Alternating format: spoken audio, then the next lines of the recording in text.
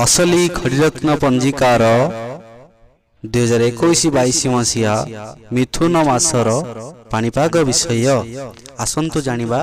ए मासरे कृषि उपयोगी पाणीपाग किपरि रहिबो।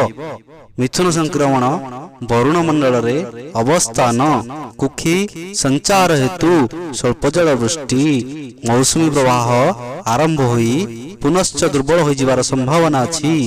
प्रथमार्धरे अतिवृष्टि अनावृष्टि लगी रहिले मध्य शेषार्धरे कृषि उपयोगी वर्षा द्वारा उत्तम कृषि कार्य संभव हेबो।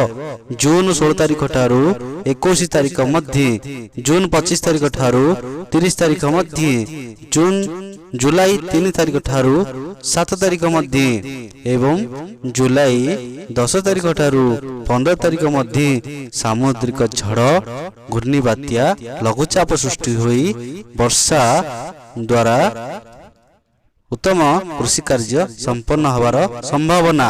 वज्रपात तथा भूस्खलन भूमिकंपर संभावना अछि।